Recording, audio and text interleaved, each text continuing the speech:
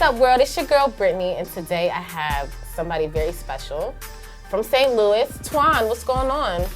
You got it, man. It's your boy Twon, sick music, you know what I mean? No finessing, going crazy in the streets, you know? Yes, you got No Finessing with Kevin Gates. Yeah. Talk to me about it.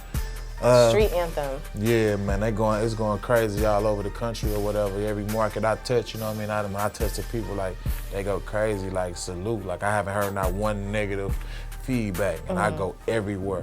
I mean, everywhere to the burbs, to the projects, you know what I mean? I go. So it was a record that I already had, and Gates came through my city, St. Louis, and I was at his show.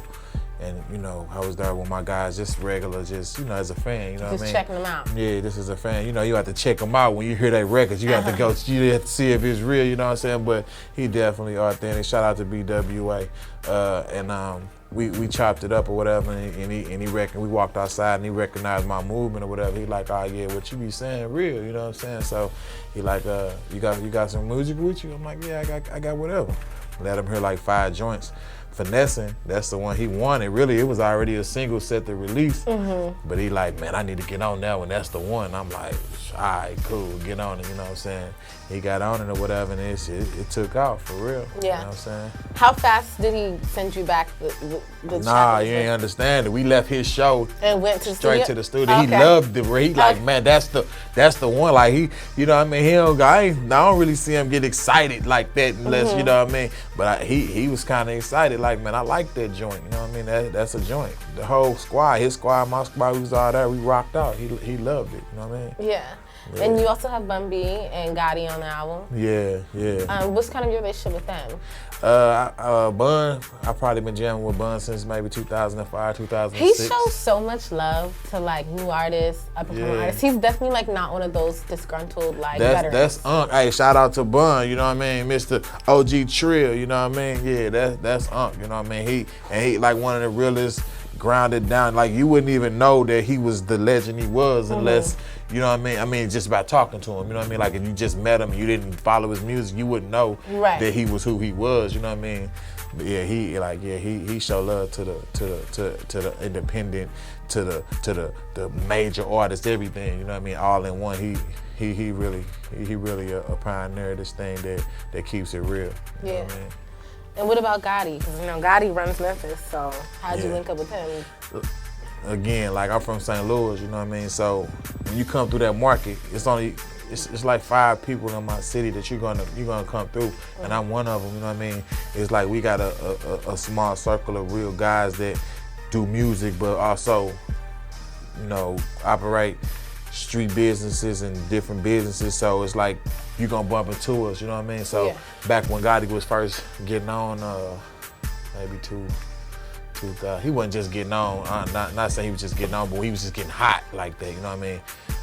2007 or something like that. I met him or whatever. He came through the city and did a show. We clicked, we linked up. We did some joints or whatever, and then that's the one that I chose to release just recently or whatever. So I've been knowing Gotti since like 07. Yeah, 07, something like that. And you're from St. Louis. Right. There's a lot of stuff going down in your city right now, man.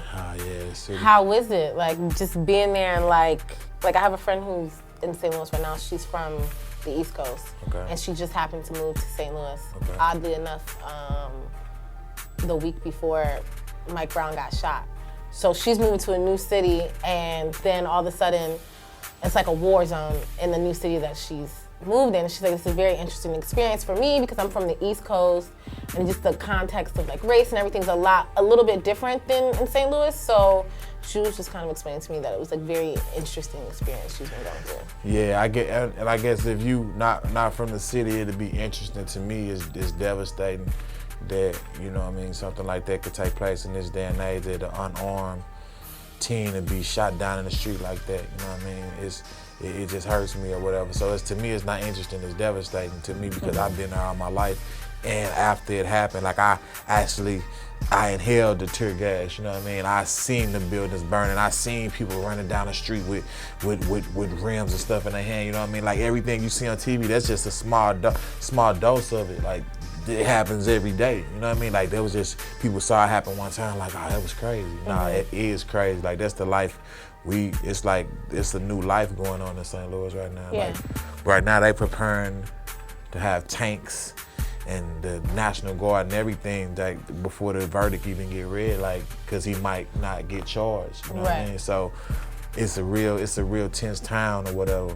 And it's not even like so much of a black or white thing no more. It's just like a us against them, like whoever them is, whether it be politicians or the police or whoever just facilitates that type of behavior. You know what I mean? It's just crazy. So yeah, it's ground zero. Like when the towers fell here, it's definitely like that kind of feel on the streets. You know? Yeah. But the thing that I can't really say that I really appreciate about the people of St. Louis and Ferguson is that, you know, people thought that everybody was gonna lay down, right? So people were gonna give up, and it was gonna be, everybody was gonna be upset for a couple weeks, and it was gonna go away.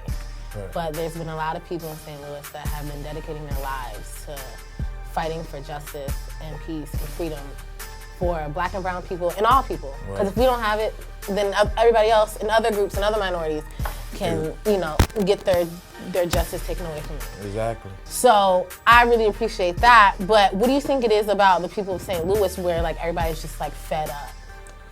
I don't think it's a St. Louis thing. I think that particular incident just sparked something that was already brewing, because not too long before that, the guy was in New York, had got killed. Yeah, so then it's like, this just was like the Trayvon Martin and the guys in Florida, and it just was like, you know, it was just like it just fizzed out of control at that point, and it's like we were just the ones who got the most media coverage because of how big the outrage was behind it. So it really, and ever since then, like, people been shutting down highways all over the country. It hasn't been just a St. Louis protest. People had different types of protests all over the country. Growing up, did you guys kind of look up to Nelly when he burst on the scene with St. Lunatics and all that stuff? Because like for a while, like Nelly was that guy out of St. Louis. So, you know, for the rest of America and the rest of hip hop fans, Nelly was always like a point of reference for St. Louis hip hop scene. Nelly, shout out to Nelly. Nelly from the city, you know what I mean? So I can't say nothing bad about Nelly. I don't look up to I only look up to God, you know what I mean? I don't look up to other men, just to be honest with you. Maybe not look up, but just be like, he can do it, I can do it. Yeah, I respect his movement, you know what I'm saying? How he did his thing, and he did it great, you know what I mean? You can't discredit none of the moves that he made, and he's still doing good, you know what I mean? Musically, I just know that he's a good guy. The type of music that he created was in his lane, you know what I mean? But it didn't really depict what the you were living. Yeah, it didn't depict what I was going through, the type of life that I had, you know what I mean? So it wasn't the type of music that I was creating, you know what I mean? So a lot of people that get it confused, because like, that's the first thing that people are going to say when you tell them where you from. Like, they're going to be like, oh, Nelly, man. It's like, yeah, Nelly. But so they all instantly put you in the Nelly bag, like you going to rap, you going to sound like Nelly. You know what I mean? Yeah. And it's like, nah, you know what I mean? I don't know if that's good or bad, but nah, I don't sound like Nelly. You know what I mean? Right. So yeah, we're all different hip hop artists, different lives, different narratives. Exactly. I feel you. How low were you when you started rapping? I started rapping when I was about 12. I started doing it, taking it serious when I was about 18, 19. Yeah. What clicked for you when you were like, fuck this, if I gotta chase my dreams, I'm gonna do it now? I just love. I always follow music. Like, music, it really soothes my soul. Like, I use it.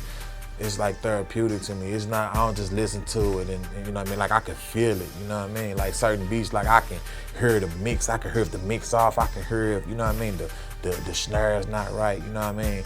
And different moods that I be in. I got a song for this mood, a song for that mood, you know what I mean? So the way I experience music is different than the average listener. Yeah. Feel it. So what can we expect from you? Because your mixtape is out right now. Yeah, No Finesse in the mixtape is on iTunes. Go download that.